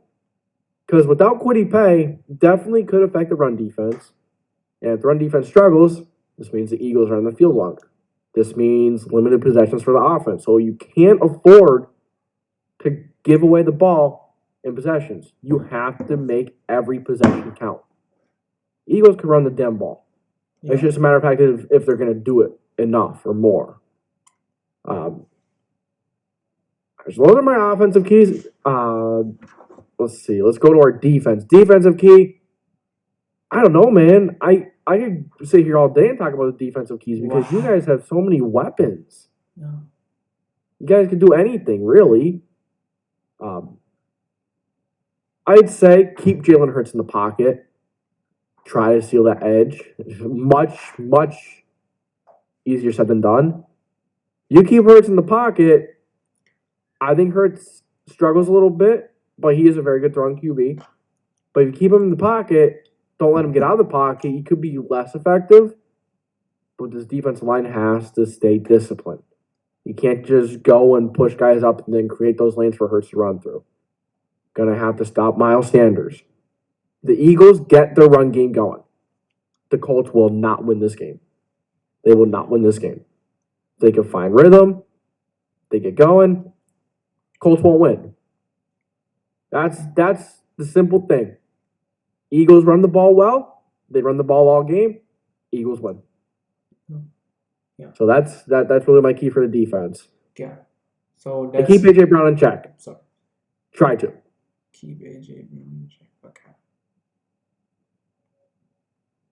All right. Is that all? Yep, that's really all I got. Okay. So just to review, offensive line needs to step up both in pass block and run block. 2, Matt Ryan needs to limit turnovers. 3, keep Jalen Hurts in the pocket, aka seal the edge. 4, keep AJ Brown in check. So is that all of them? All right.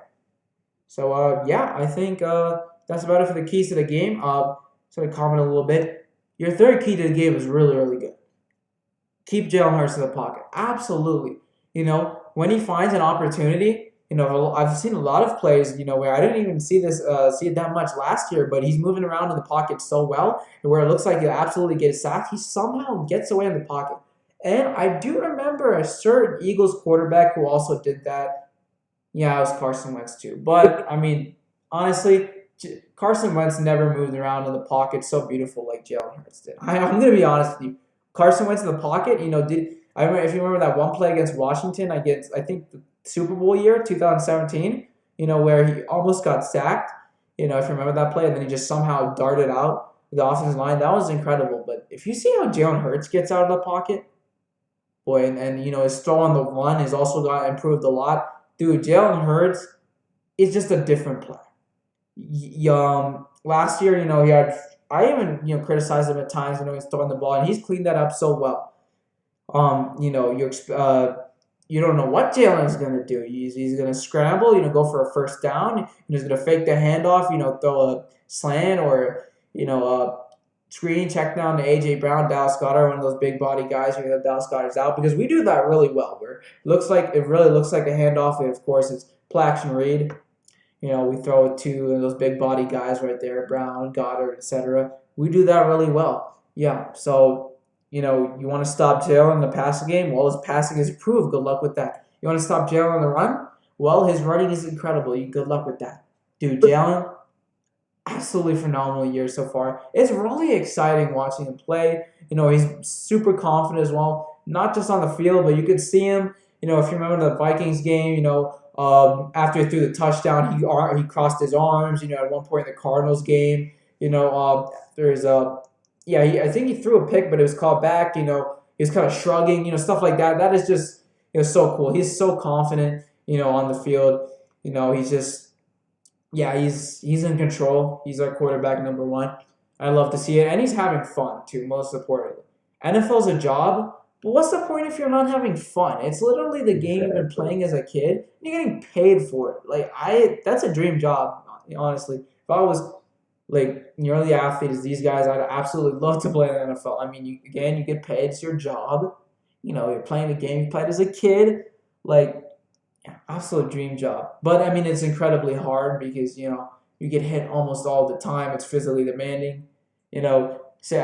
Concerns, concussion concerns. We had a lot of those, this year. So, it's definitely a double-edged sword. But, Jalen, having fun this year, right? So that's an excellent key to the game. That you have right here, 3 keep Jalen Hurts in the pocket, and that's what your pass rush needs to do. They need to get to Jalen Hurts quick because he's barely been sacked, and honestly, I don't even think he's been really tackled for loss at all this year, right? Like once or twice, but you cannot.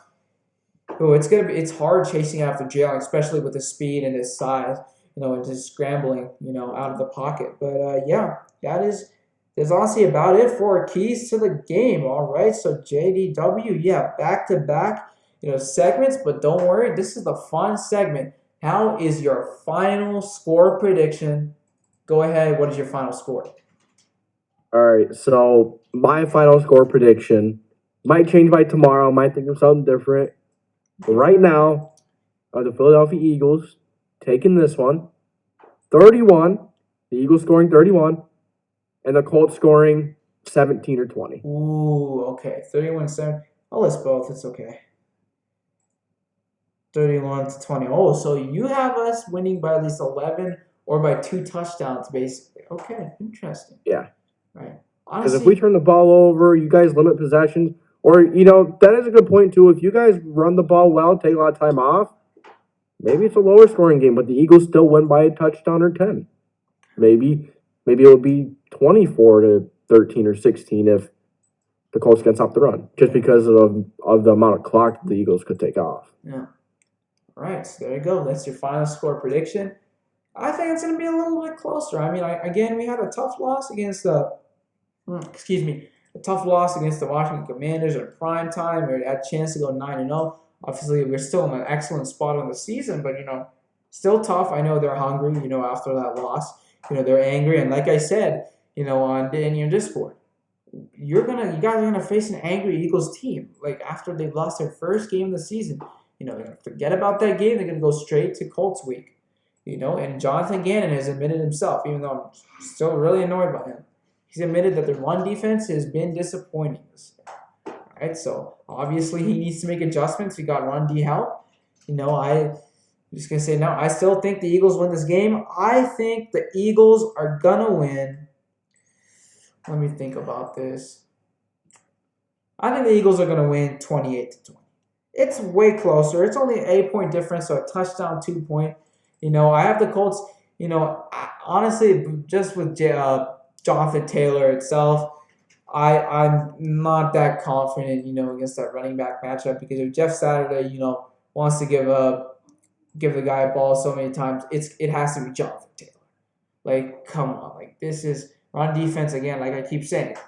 How he's improved it this past week.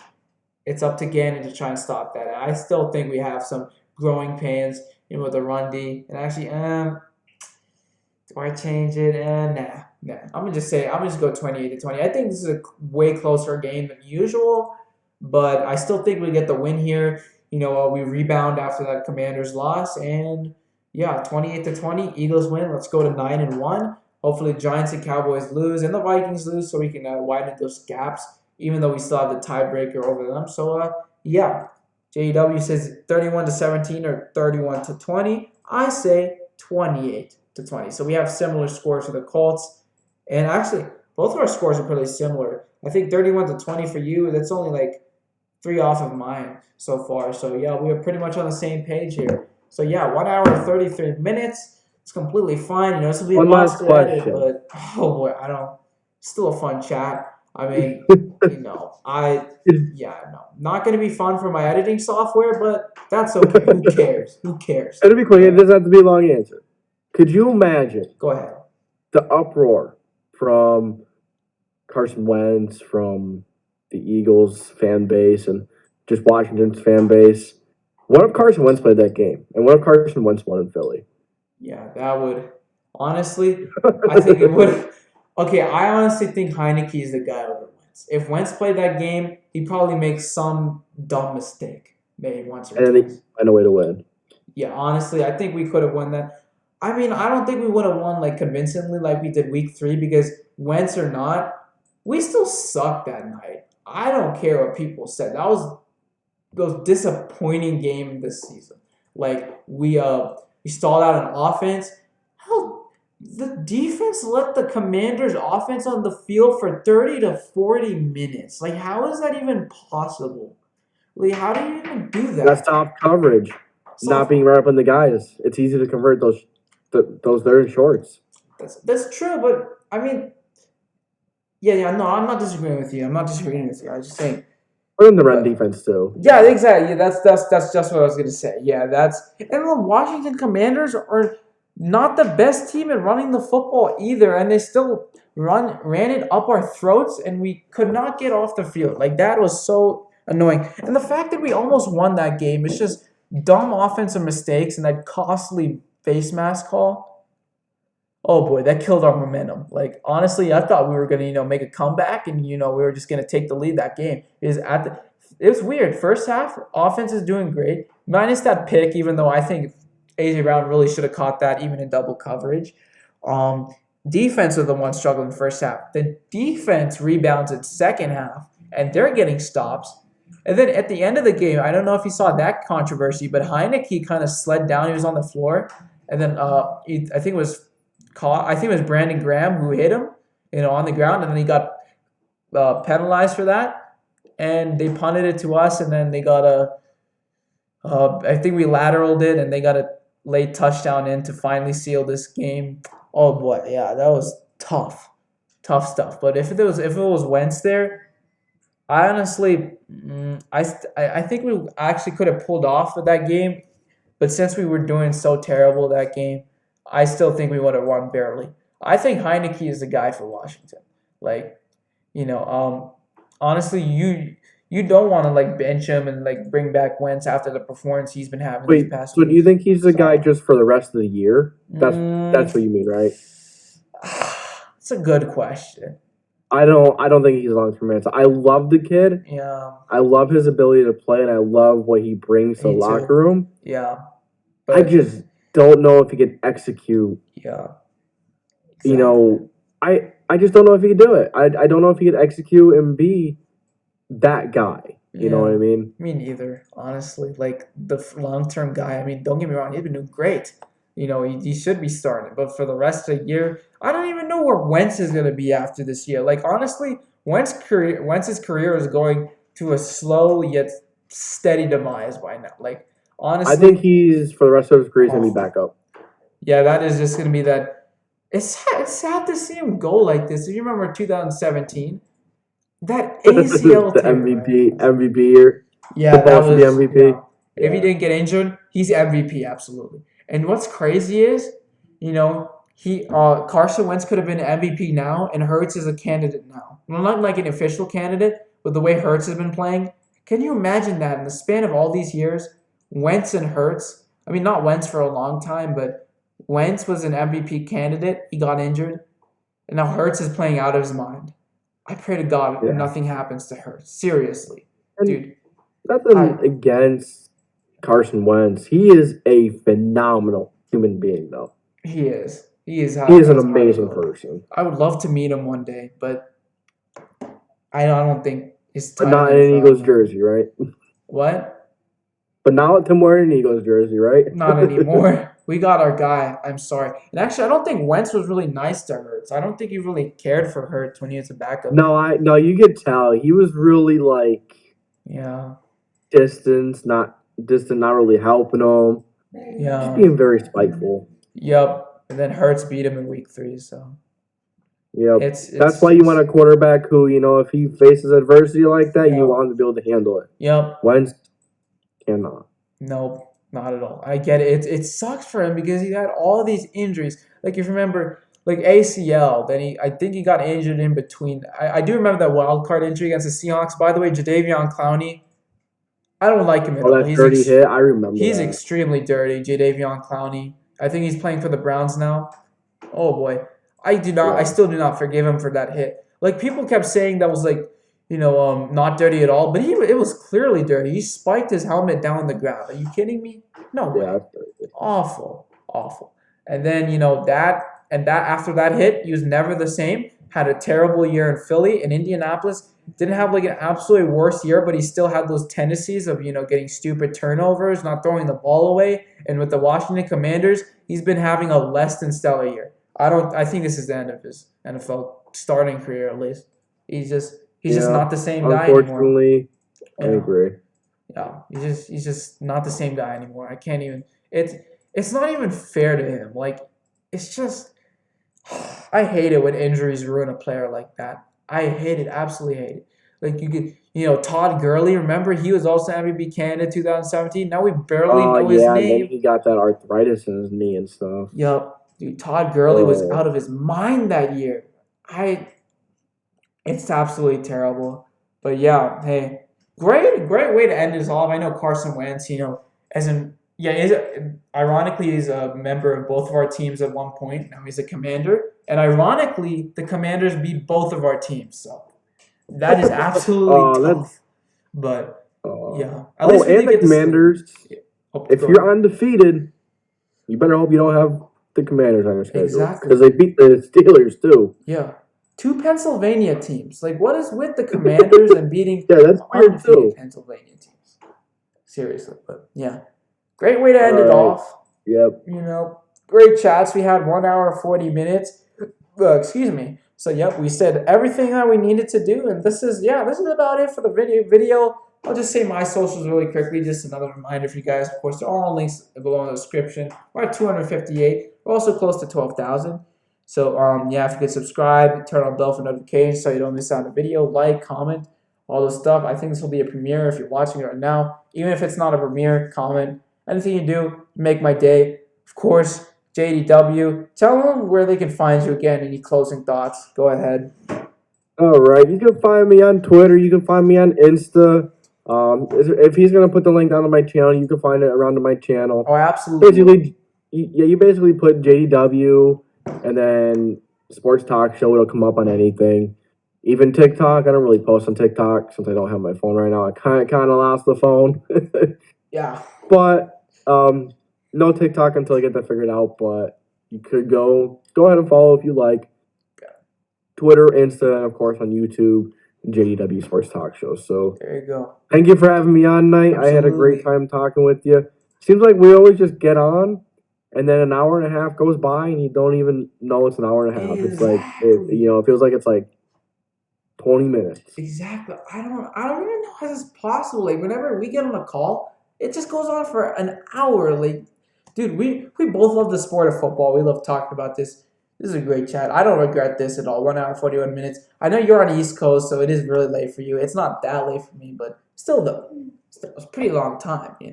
Yeah, that's fine. I'm talking football with someone on YouTube, chilling out talking football. I mean, Yeah. can't beat it. Yeah, exactly. And like I said at the start of the video, I'll talk more about this like right now. It's a little bit more. I'm gonna be on his channel live too. I know it'll be a little weird repeating the stuff I already said, but I don't care. JW has an amazing community there. A lot of great fans over there. I actually, probably know them by name by now because, I know a lot of them. I can even say one right now. You have Red Panda. You have Jacob, the Jags fan, right? Yeah, I think. You have Fish, who is a New Orleans Saints fan. You have your boy Flex, Giants fan, Silver Sabs, Eagles fan. Dude, I know your community, dude. I'm just saying. I They're pay awesome. attention. That was literally my dream. Kind of my goal to have a community of people that could talk football with each other. That is just. It makes me so happy. It makes it so worthwhile. Yeah, dude. Yeah, every sports YouTuber should strive for that, dude. That's excellent. You have your own server and you have lots of people just debating and talking. I don't really have that on my Discord. I have people on my Discord, but nobody really chats there, and I don't blame them. But it's nice. It's nice though to see at least people in your Discord server, and different subscribers you meet along the way, and you get to form relationships and you get to find out about their team. So it's all amazing. Yeah. So. Exactly, and then the Hot Take Tuesdays, they're awesome too. I started premiering on like a TV show. They've been fun to do too, because I like including you guys and stuff. Yeah, dude, the Hot Take Tuesdays. If you don't know, another great reason to join his Discord server is he does this thing called Hot Take Tuesday, like he said, and he has a channel for it. And basically, you say your hot take, he gives you a thumbs up reaction, and then he puts you in the video, and he also says your name. So if you want to get involved with that, it's a really great way. But make sure to join the Discord. I also have a fantasy football league, but you can't really join it anymore. And I think he got locked out of that one. But by the way, I got locked out. But hey, Here's a good thing. I know who's winning. Silver Sabs and me, 2 Eagles fans, are the top 2 teams in the league right now. So, Well, you know it's a what you race. get if you win. Amazon gift card. I can't $50 wait. Amazon code. Oh my god, that'd be awesome. I want that. No, Silver Sabs is too good though. He's always asking for trades in the Discord. He's really always dedicated. trading. Yeah, he He's goes really crazy with it. Dude, he's gonna destroy me. I'm not gonna win. If I get second, I'll take it, but like he's gonna get that Amazon gift card. But yeah, fortunately, we're gonna have to end this amazing talk here. Of course, by the way, like you said, you have a TikTok. I also have a TikTok, but I'm not gonna share the @ yet. I'm still trying to work out some shorts and TikTok ideas. The one, by the way, I might have like a few ideas I want to do for that. Like maybe NFL history. Like if you remember Bottlegate from the Cleveland Browns scandal at their stadium. That would be a pretty good short idea, honestly. We'll see about that, though, but I'm not going to disclose that yet. But yeah, finally, guys, sadly, time to wrap up this video. This is your friend Nightings and JDW Sports Talk Show signing out. Have a great day, guys.